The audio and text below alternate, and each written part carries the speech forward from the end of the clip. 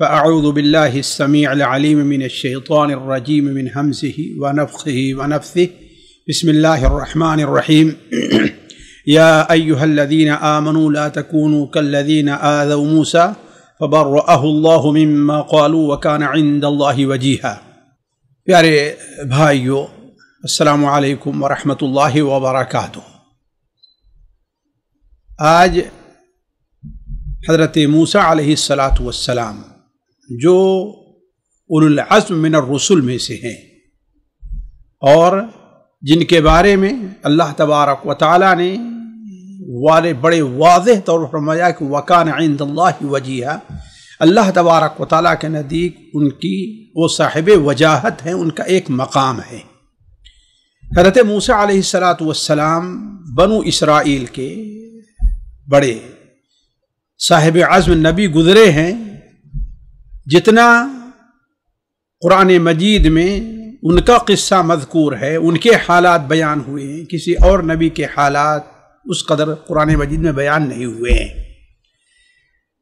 اس نبی کی زندگی میں بہت سے ایسے حالات آئے ہیں جو بڑے ہمارے اور آپ کے لیے افسوسناک ہیں۔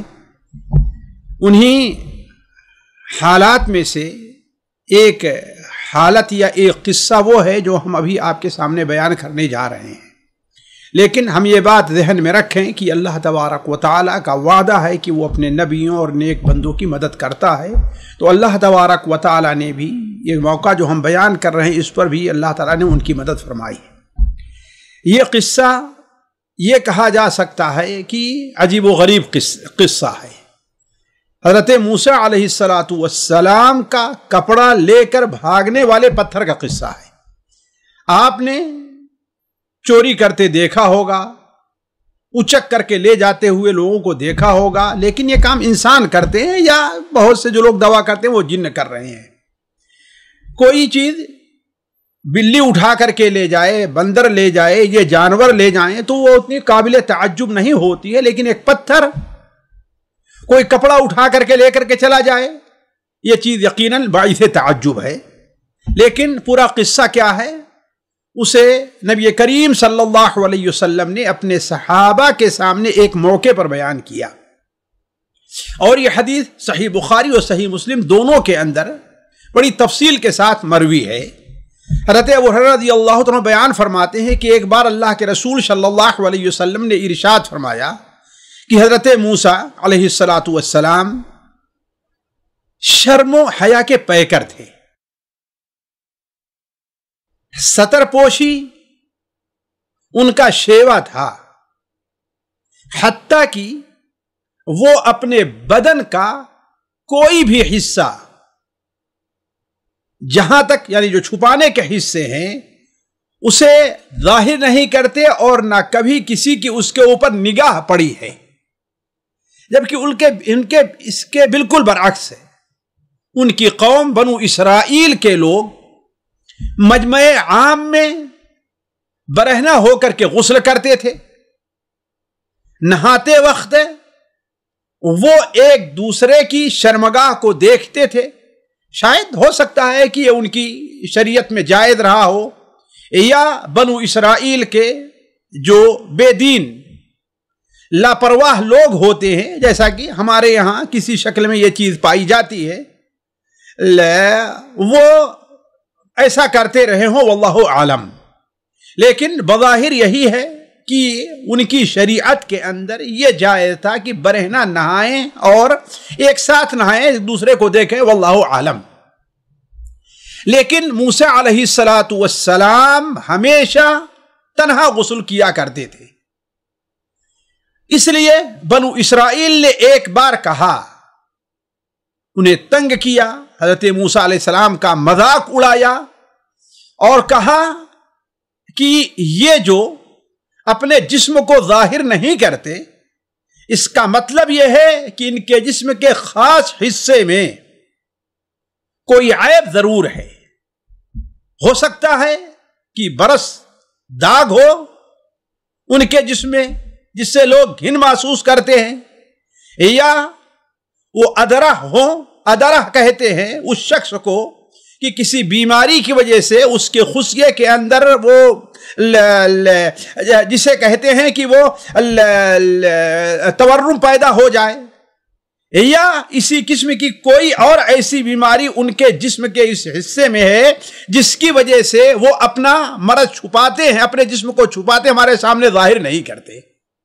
اس سے حضرت موسیٰ علیہ السلام کو بڑی تکلیف ہوتی، بنو اسرائیل کی باتیں سنتے لیکن صبر کر کے رہ جایا کرتے تھے۔ لیکن جانتے ہیں ایک نبی کا جو مقام ہوتا ہے وہ یہ ہے کہ اللہ تبارک و تعالی اسے خلقی اور خلقی دونوں اعتبار سے بہترین اور عمدہ شکل و صورت اور عمدہ اخلاق میں پیدا کرتا ہے اللہ تبارک و تعالی، تاکہ کوئی ان کے اوپر ان کے اخلاق کی بنیاد پر یا ان کے جسم کے کانا ہونا، لنگڑا ہونا، یہ اس بنیاد پر کوئی ان کے اوپر کوئی عیب نہ دے سکے۔ تو اللہ تبارک و تعالیٰ کو یہ منظور ہوا کہ حضرت موسیٰ علیہ السلام پر سے اس تہمت کو دور کرے، انہیں بری کر دے۔ چنانچہ ایک روز حضرت موسیٰ علیہ السلام جب غسل کرنے کے لیے کہیں تنہا دور علاقے میں گئے، دریا کنارہ ہو، تالاب رہا ہو، کوئی بھی چیز رہی ہو، اور وہاں ایک پتھر پر اپنے کپڑے اتار کر کے رکھ دیا۔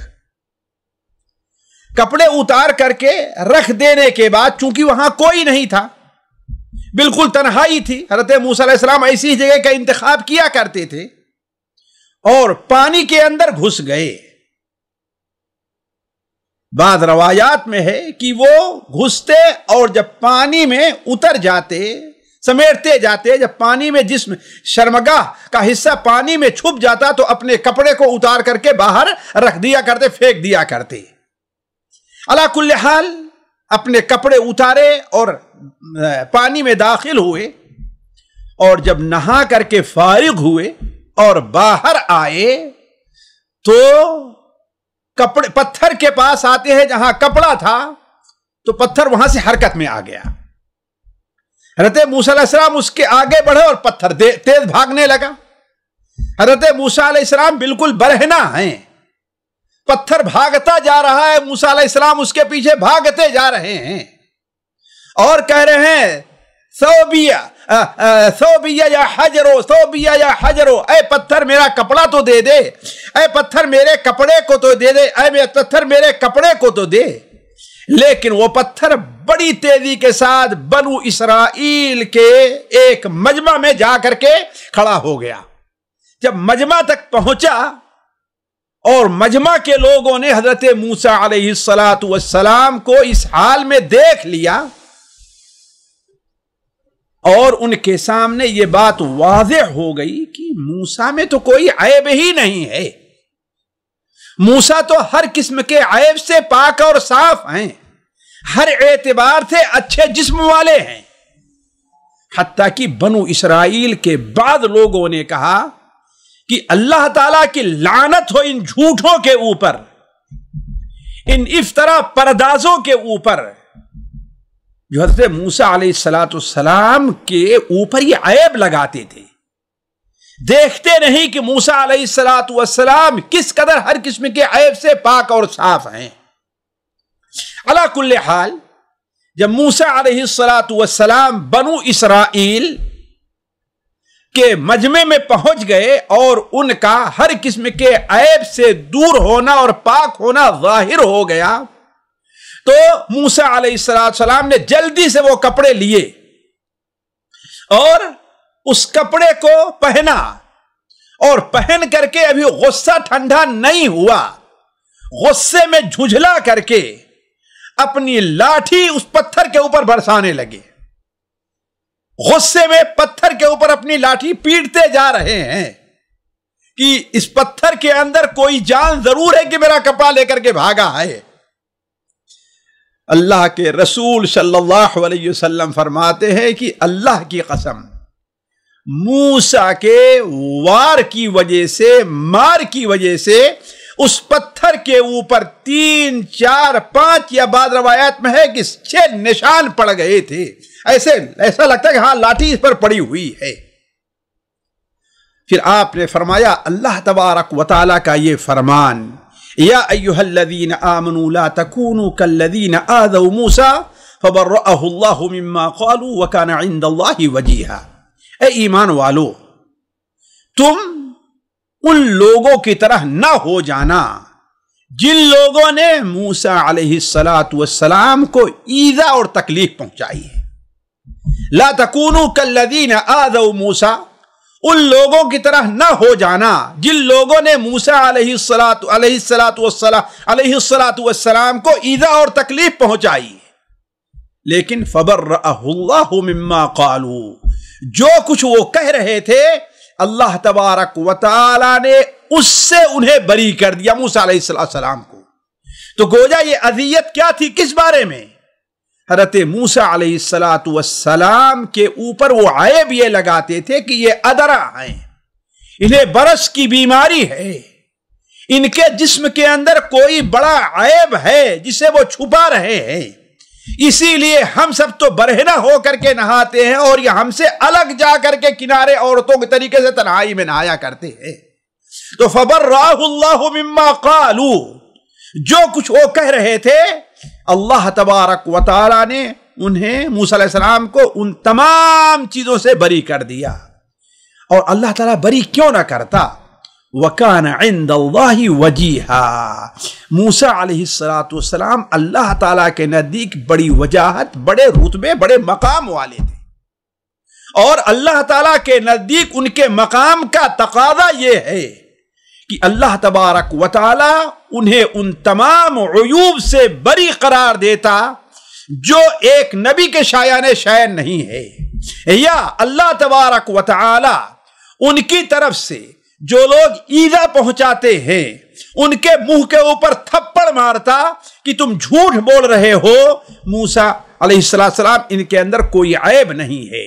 تو یا ایھا الذین آمنوا لا تکونوا کالذین آذوا موسیٰ، تو گویا اس میں ہمیں اور آپ کو بھی یہ سبق دیا گیا ہے کہ ہم اور آپ موسیٰ علیہ السلام کی قوم کے بدبخت لوگ جو تھے، موسیٰ علیہ السلام کی ایذا پہنچاتے تھے، ہم اور آپ ویسے نہ بنے، اپنے نبی کو اور نبی کے جو نائبین اور خلفاء ہیں انہیں ہم ایذا اور تکلیف نہ پہنچائیں۔ ساتھیو، یہ ایک قصہ ہے جو صحیح بخاری اور صحیح مسلم میں موجود ہے، اور اس کے صحیح ہونے کی ضمانت یہ ہے کہ حضرت امام بخاری رحمہ اللہ اور امام مسلم اسے اپنی کتاب میں نقل کر رہے ہیں۔ اب ہمیں یہ دیکھنا ہے کہ ہمیں اور آپ کو اس قصے سے فائدہ کیا نکلتا ہے۔ دیکھیے، پہلا فائدہ، بنو اسرائیل عموماً اور خصوصاً ان کے جہلہ کی شرارت، کہ ان کی شرارت سے، ان کی خباثت سے اللہ تعالی کا نبی بھی محفوظ نہ رہ سکا۔ اس لیے اگر آج اللہ کے بندوں کو یا ان سے محبت کرنے والے لوگ اگر مسلمانوں کو ایذا اور تکلیف اور تنگ کرتے ہیں، اور صرف اس بنیاد پر، کوئی اصل زمین کا اصل جھگڑا نہیں، اصل کیا ہے؟ یہ دینی جھگڑا ہے، اس بنیاد پر اگر تنگ وہ کرتے ہیں تو گویا کہ وہ اپنے بڑے جو ہیں انہی کی سنت کے اوپر عمل کرتے ہوئے، جن کا طریقہ یہ رہا ہے کہ نہ یہ کہ اللہ تعالیٰ کے نبیوں اور نیک بندوں کو وہ تنگ کرتے تھے، بلکہ نبیوں کو جھٹلاتے تھے، اور اللہ تبارک و تعالیٰ کے نبیوں کو قتل کرنے سے بھی باز نہیں آتے تھے۔ تو جو قوم اور جن کے وارثین کا یہ حال ہو کہ وہ اللہ تبارک و تعالیٰ کے نبی کو اور نبی کے خاص لوگوں کو قتل کرنے سے پرہیز نہیں کرتے، تو وہ آج مسلمانوں کے قتل سے انہیں کیوں پرہیز ہوگا؟ اللہ تبارک و تعالی نے اسی وجہ سے ان کے اوپر ذلت اور خواری مسلط کر دی ہے۔ وَضُرِبَتْ عَلَيْهِمُ الذِّلَّةُ وَالْمَسْكَنَةُ وَبَاءُوا بِغَضَبٍ مِّنَ اللَّهِ، اللہ تعالیٰ نے ان کے اوپر ذلت کو اور رسوائی کو مسلط کر دیا ہے، اور اللہ تبارک و تعالی کا غضب ان کے اوپر ہے۔ کیوں؟ ذَلِكَ بِأَنَّهُمْ کانوا یکفرون بآیات اللہ، اس کی وجہ یہ ہے کہ وہ اللہ تبارک و تعالیٰ کی آیات کا انکار اور کفر کیا کرتے تھے۔ وَيَقْتُلُونَ النَّبِيِّينَ، اور نبیوں کو قتل کیا کرتے تھے، ناحق قتل کیا کرتے تھے۔ ذَلِكَ بِمَا عَصَوْا وَكَانُوا يَعْتَدُونَ، یہ ان کی نافرمانی تھی اور حد سے تجاوز کرنا تھا، جس کی وجہ سے اللہ تعالیٰ نے ان کے اوپر ذلت اور خواری مسلط کر دی۔ دوسری بات، فائدہ، بظاہر یہ معلوم ہوتا ہے کہ بنو اسرائیل کی شریعت میں یہ جائز تھا کہ ایک دوسرے کے ساتھ برہنہ ہو کر کے نہائیں، یعنی اس طرح وہ ایک دوسرے کی شرمگاہ کو بھی دیکھ سکتے تھے، لیکن ہماری شریعت میں، یعنی یہ صرف جائز کی حد تک تھا، بہتر نہیں تھا، لیکن ہماری شریعت میں یہ جائز کی حد تک بھی نہیں ہے، ناجائز اور حرام ہے۔ چنانچہ سنن ابو داؤد ہے، سنن ترمذی ہے، سنن ابن ماجہ ہے، مسند احمد ہے، اور متعدد کتب حدیث میں حضرت معاویہ ابن حیدہ رضی اللہ تعالیٰ عنہ کی روایت ہے کہ انہوں نے نبی کریم صلی اللہ علیہ وسلم سوال کیا کہ اے اللہ کے رسول صلی اللہ علیہ وسلم، عوراتنا ما نأتی منہا وما نذر، اے اللہ کے رسول صلی اللہ علیہ وسلم، ہماری جو شرمگاہ ہے، ہم اس میں سے کس حصے کو ظاہر کریں، کس کو چھپائیں، کہاں ظاہر کریں، کہاں چھپائیں؟ تو آپ صلی اللہ علیہ وسلم نے ایک حکم دے دیا، احفظ عورتک الا من زوجتک او ما ملکت یمینک، تم اپنی شرمگاہ کو ظاہر کی حفاظت کرو، کہیں بھی ظاہر نہ کرو۔ ہاں، صرف دو ذاتیں ایسی ہیں جن کے سامنے ظاہر کر سکتے ہو، وہ کون ہے؟ تمہاری بیوی ہے اور تمہاری لونڈی ہے۔ پھر حضرت معاویہ رضی اللہ تعالیٰ عنہ نے سوال کیا کہ اے اللہ کے رسول صلی اللہ علیہ وسلم، اگر ہم صرف مرد ہی ایک جگہ ہوں، وہاں کوئی عورت نہیں ہے، کوئی بچہ نہیں ہے، صرف مرد ہے، تو آپ نے فرمایا ان استطعت الا يرينها احد فلا يرينها، اگر تم سے یہ ہو سکتا ہے کہ تمہاری شرمگاہ کو کوئی بھی نہ دیکھے تو تمہیں ایسا ہی کرنا چاہیے۔ پھر انہوں نے سوال کیا کہ اے اللہ کے رسول صلی اللہ علیہ وسلم، اگر ہم تنہائی میں ہوں، اکیلے اپنے کمرے میں ہیں، کسی ایسے میدان میں ہیں جہاں کوئی نہیں ہے، تو آپ نے فرمایا اللہ کے بندے، اللہ احق ان یستحیا منہ من الناس، اللہ اس بات کا زیادہ حقدار ہے کہ لوگوں کے مقابلے میں اس سے شرم کی جائے، وہ تو موجود ہے۔ تیسرا فائدہ ساتھیوں، اگر کوئی تنہائی میں نہا رہا ہے تو برہنہ ہو کر کے نہانا جائز ہے، جیسا کہ اس واقعے سے ظاہر ہے، البتہ تہبند پہن کر کے نہانا افضل ہے، جیسا کہ امام بخاری رحمہ اللہ نے باب باندھا ہے۔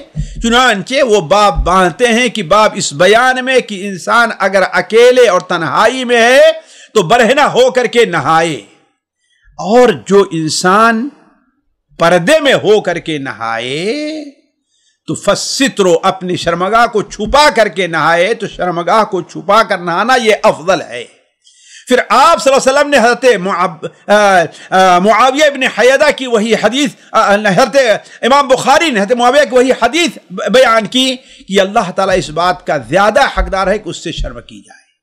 لیکن ساتھیوں، بظاہر اس سے وہ نہانا مراد ہے جو باہر کھلی فضا میں ہو، یا چھت نہیں آسمان تلے ہے، یا اگر آسمان تلے نہیں ہے تو وہ لمبے جو سوئمنگ پول بنے رہتے، اکیلے بھی انسان اس میں ہو، تو اس سے وہ نہانا مراد ہے کہ اگر کوئی دیکھ نہیں رہا ہے تو وہاں پر نہائے۔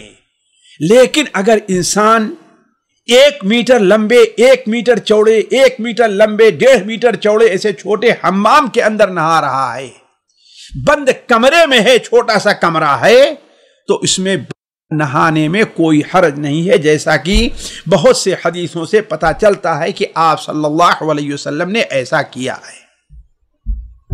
پانچواں فائدہ، حضرت موسیٰ علیہ السلام کس قدر حسن خلق کے حامل تھے۔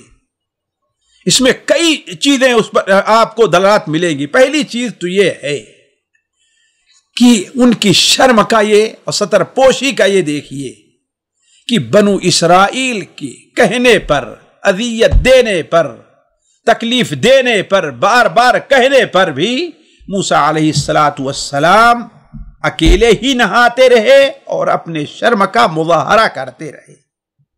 دوسری بات، بنو اسرائیل کی ان ایذا کا جواب حضرت موسیٰ علیہ السلام نے کبھی سختی اور تنگ سے نہیں دیا۔ اسی طریقے سے حیا اور ستر پوشی کی بڑی فضیلت ہے، حیا اور ستر پوشی کی بڑی فضیلت ہے، خصوصاً ہماری اس شریعت کے اندر تو اللہ تبارک و تعالیٰ نے اس کی بڑی اہمیت رکھی ہے۔ میں آپ کے سامنے اختصار سے 2 حدیثیں رکھتا ہوں۔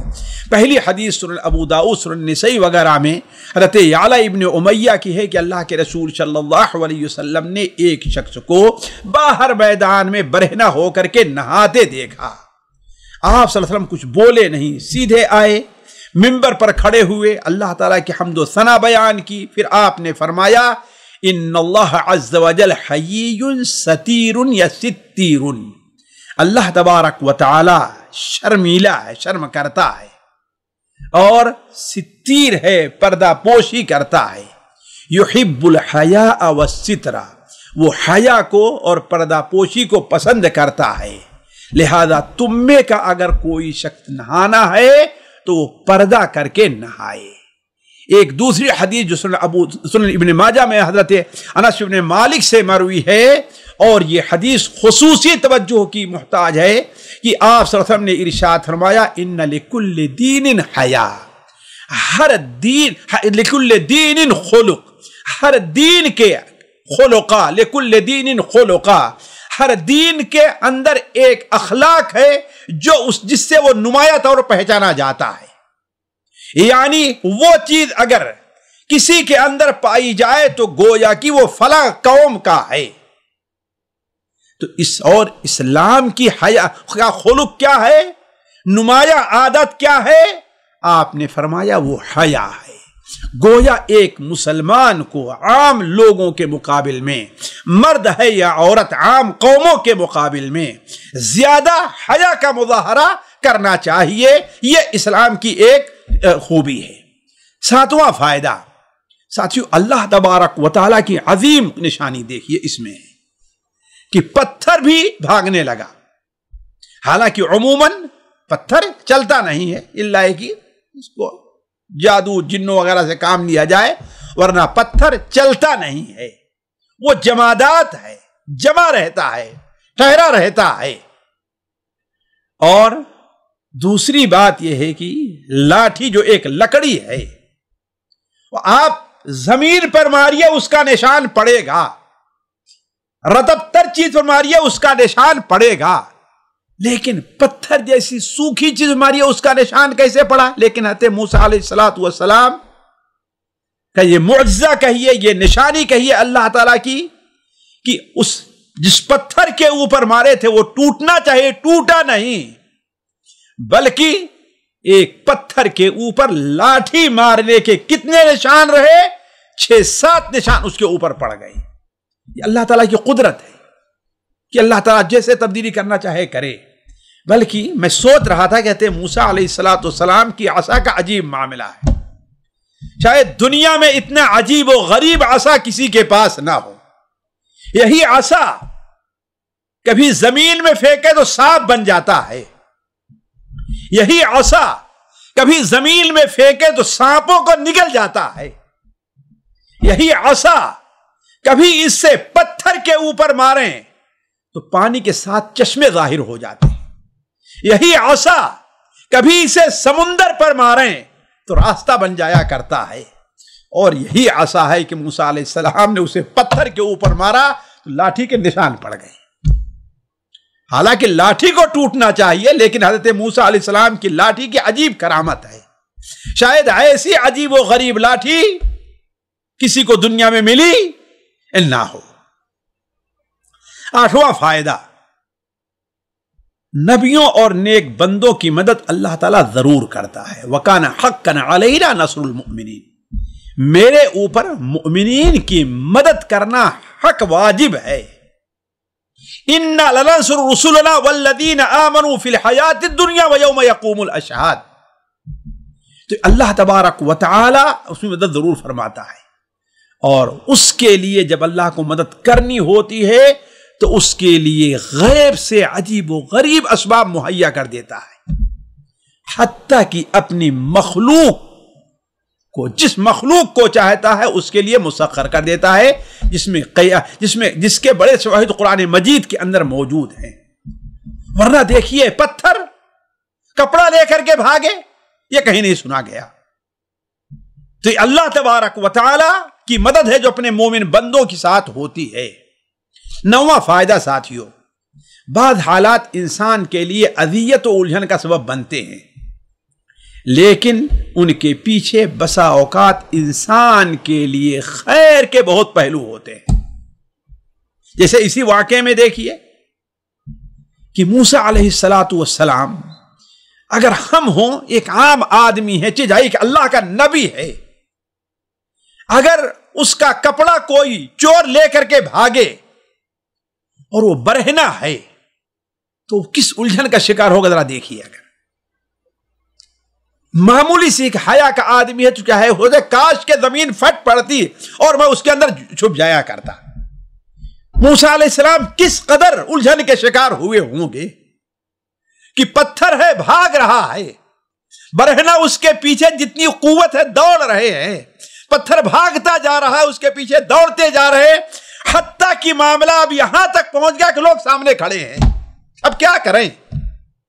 لیکن موسیٰ علیہ السلام کے ذہن میں شاید یہ بات نہیں رہی ہو کہ یہ الجھن میں آنا ان کے لیے بہت بڑے فائدے کا سبب ہے۔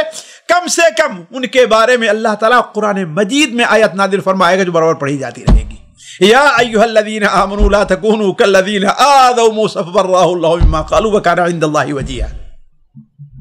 تو بسا اوقات انسان کے اوپر ایسے حالات آتے ہیں، اس لیے ساتھیوں انسان کو اللہ کی طرف سے جن حالات میں ہو اسے صبر کے ساتھ تحمل سے برداشت کر لینا چاہیے۔ ساتواں فائدہ ساتھیوں، انبیاء علیہ السلام بشر ہوتے ہیں اور ان کی بشریت کا تقاضا یہ ہے کہ بسا اوقات ان سے بعد ایسے امور کا ارتکاب ہوتا ہے کہ انہیں خود بھی اس کی خبر نہیں ہوتی کہ اس کے پیچھے کیا حقیقت ہے، بلکہ بسا اوقات جذبات میں آ کر کے ایسے کام کر جاتے ہیں جو ان کی اعلیٰ خلقی کا مظہر نہیں ہوتا۔ جیسے آپ صلی اللہ علیہ وسلم سے متعلق صحیح مسلم میں حدیث ہے کہ حضرت انس بن مالک کی ایک چھوٹی بہن تھی، حضرت ام سلیم کی ایک یتیم بہن تھی۔ آپ گئے، آپ نے ایک بار کہہ دیا کہ تو کبھی بڑی نہ ہو۔ اب وہ بیچاری روتی ہوئی ہے تو ام سلیم کے پاس پہنچی کہ اللہ کے رسول نے میرے لیے تو بد دعا کر دی ہے۔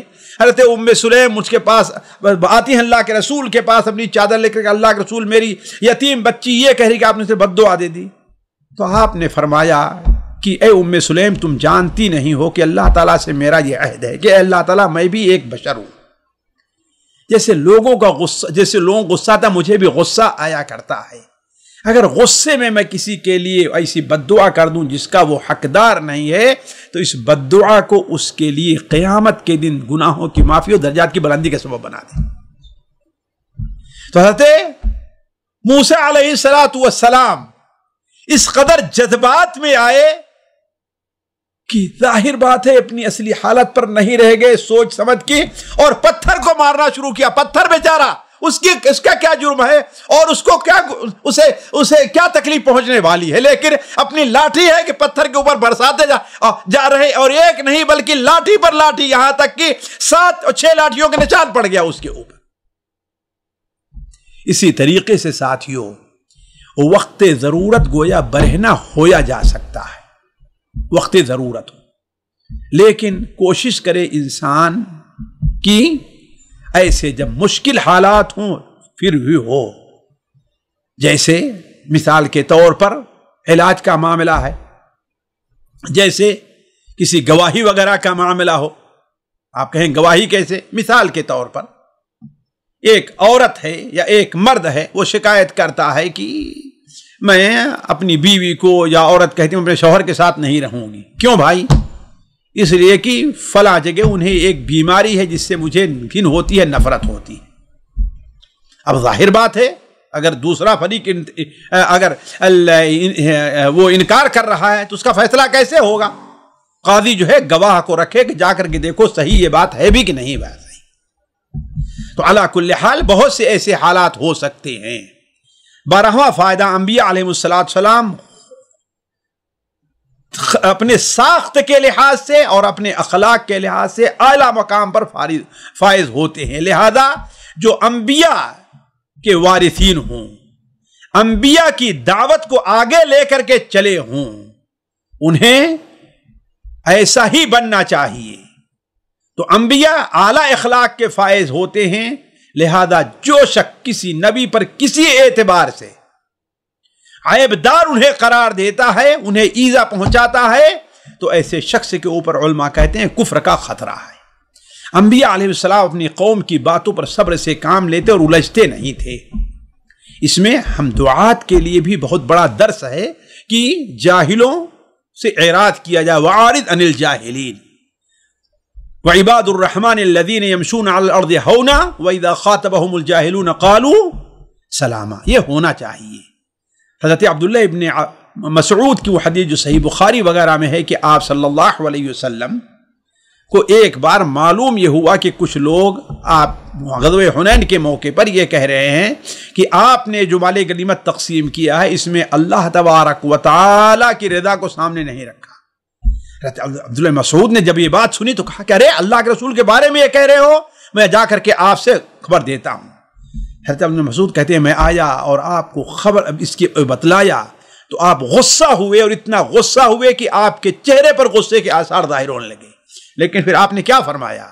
یرحم اللہ موسیٰ قد اوذی باکثر من ھذا فصبر. اللہ تعالیٰ کی رحمت ہو حضرت موسیٰ علیہ السلام پر، اس سے بڑی بڑی باتوں پر انہیں ایذا پہنچائی گئی لیکن انہوں نے صبر کیا ہے. اور آخری فائدہ ساتھیوں، مومن کو چاہیے کہ لوگوں کے کہنے میں آ کر کسی نیک کام سے نہ رکے. یہ بڑی اہم چیز ہے. ہم میں سے بہت سے لوگ نیک کام ارے لوگ ہمیں برا بھلا کہہ رہے ہیں، ہمیں عیب لگاتے ہیں. بھائی آپ مثال درس میں کیوں نہیں آئے؟ ارے فلاں کہتے ہیں لوگ کہ ہاں یہ روٹی کھانے جا رہا ہے، یہ مرغی توڑنے جا رہا ہے، یہ کھانے کے لیے لالچ سے جاتا ہے، یہ فلاں صاحب مولوی صاحب جو ہے نا ان کے لحاظ میں ان کے ڈر سے جایا کرتا ہے. تو یہ سب باتیں کہی جاتی رہے گی. بندے کو، انسان کو اس کی پرواہ نہیں کرنی چاہیے. جو کام اسے کرنا ہے شریعت کے موافق ہے اس کے اوپر اڑے رہنا چاہیے اور کرتے رہنا چاہیے، اور یہ یقین رکھنا چاہیے کہ اللہ تبارک و تعالیٰ اس کی مدد ضرور کرے گا اور ایسے لوگوں کو رسوا کرے گا جیسا کہ اس واقعے سے ظاہر ہوتا ہے. اللہ تبارک و تعالیٰ سے دعا ہے کہ اللہ تبارک و تعالیٰ ہمیں اور آپ کو صبر کرنے اور انبیاء علیہ السلام کی دعوت کو لے کر آگے بڑھنے اور ان کی سنتوں پر عمل کرنے کی توفیق عطا فرمائے. والسلام علیکم ورحمۃ اللہ وبرکاتہ. سامعین کرام، ہمارے علمی اور عوامی دروس اور سوال و جواب کی مجلسوں سے آپ خود بھی مستفید ہوں اور اپنے دوست و احباب کے ساتھ بھی شیئر کریں. عین ممکن ہے کہ آپ کے شیئر سے کسی کی اصلاح اور آپ کے لیے صدقہ جاریہ بن جائے. واٹس ایپ پر اسلامک میسج حاصل کرنے کے لیے نمبر نوٹ فرمائیں: یعقوب عزیز 00966 5089 59707. واٹس ایپ سوال جواب گروپ میں ایڈ ہونے کے لیے نمبر نوٹ فرمائیں: عبدالسلام عمری 00966 502627 622. نمبر بھیجتے ہوئے نام اور پتہ ضرور لکھیں. اسی طرح ہمارے یوٹیوب چینل اسلامی دعویٰ کو ضرور سبسکرائب کریں تاکہ ہماری ہر نئی اور اہم ویڈیو کی اطلاع آپ کو فوری حاصل ہو جائے. تمام دروس، مقالات اور سوال و جواب سیریز کے لیے ہماری مشہور ویب سائٹ www.islamidawah.com کا مشاہدہ کرتے رہیں. السلام علیکم ورحمۃ اللہ وبرکاتہ.